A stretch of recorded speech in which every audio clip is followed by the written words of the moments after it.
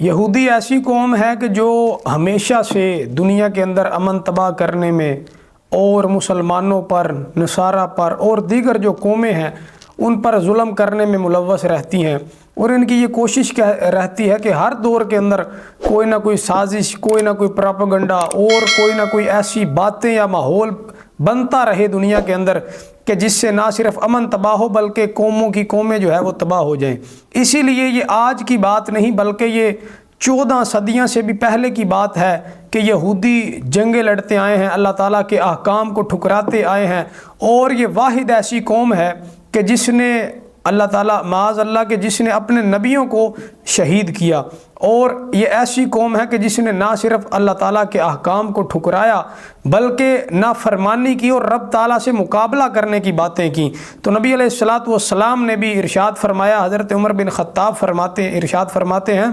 کہ آقا علیہ الصلاۃ والسلام نے ارشاد فرمایا کہ بے شک میں جزیرہ عرب سے تمام یہودیوں کو جلا وطن کر دوں گا اور کسی یہودی کو اس وطن کے اندر، عرب کے اندر نہیں رہنے دوں گا۔ اسی لیے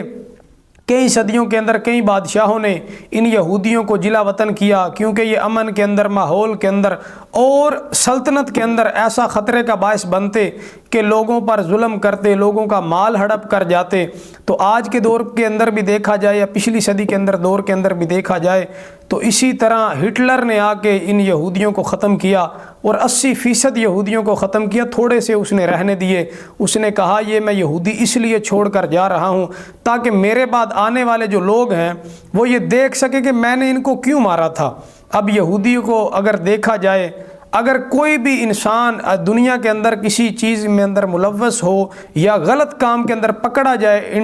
بین الاقوامی سطح پر تو پیچھے یہودیوں کا ہاتھ ہوتا ہے ہر لحاظ کے ساتھ۔ اب یہ پاکستان کا بھی سب سے بڑا دشمن ہے،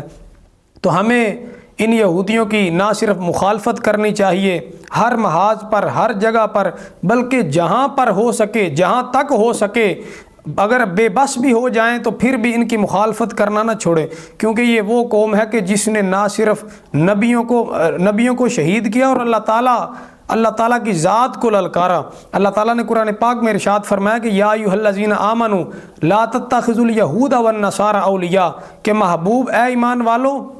یہ یہودی اور نصارہ تمہارے کبھی خیر خواہ نہیں ہو سکتے، تو ان سے خیر خواہی کی امید کرنا یہ بھی بہت بڑی جو ہے وہ کم عقلی ہے، کم فہمی ہے۔ تو ہمیں یہ کرنا چاہیے کہ جو ان کے پروڈکٹس ہیں، جو مسلمان کی اپنی ترکی کی، ایران کی، دیگر اسلامی ممالک کی جو امپورٹ ہوتی ہیں پاکستان کے اندر اشیاء، ان کو استعمال کر لیا جائے، اور جو ان کی کمپنی کی بنی ہوئی چیزیں ہیں اس سے اجتناب کیا جائے، جہاں تک ممکن ہو اس سے بچنا چاہیے۔ بلکہ ہر چیز کے پیچھے ان کی سازش ہوتی ہے۔ ان کی جب ہم معیشت ان کی مضبوط کریں گے، ان کی چیزیں خریدیں گے، ہر روز کے ڈالر پیسے ان کے پاس جائیں گے، اب وہ اسی پیسے اور ڈالر سے پراپیگنڈے کریں گے مسلمانوں کے خلاف، مسلمانوں کو پر ظلم کرنے کے لیے، مسلمانوں کو اس خطے سے، اس دنیا سے ختم کرنے کے لیے۔ اور آج ہمارے بہن، ہمارے بھائی فلسطین کے اندر، برما کے اندر، یمن کے اندر، لبنان کے اندر، ان ممالک کے اندر اگر مسلمان مار کھا رہے ہیں، یہ پاکستان کی معیشت،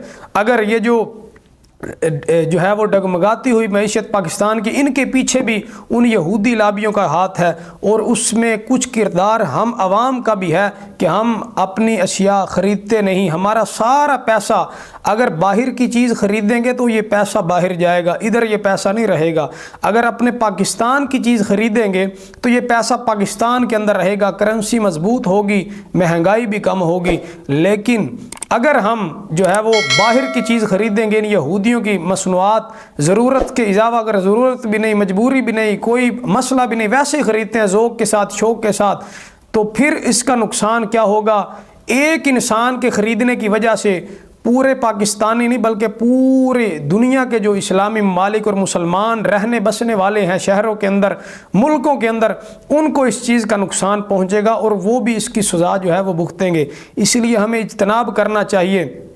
کئی ایسی کمپنیز ہیں یہ سائٹ پر آپ کو جو ہے وہ پیج نظر آ رہا ہے، ان تمام جو ہے وہ کمپنیوں کا کوشش کرنی ہے، بائیکاٹ کرنا ہے، اور ان تمام یہ جو اشیاء ہیں سائٹ پہ آپ دیکھ رہے ہیں ان پہ کوشش یہ کرنی ہے کہ ان چیزوں کو خریدنا نہیں، اور جہاں تک ہو سکے ان سے بچنا، اس کے متبادل کسی اسلامی ملک کی چیز خرید لیں یا پھر اپنے ملک کی چیز خرید لیں، تو اللہ تعالی ہمیں ان چیزوں سے بچنے کی توفیق عطا فرمائے۔ وما آخر دعوانا ان الحمد للہ رب العالمین۔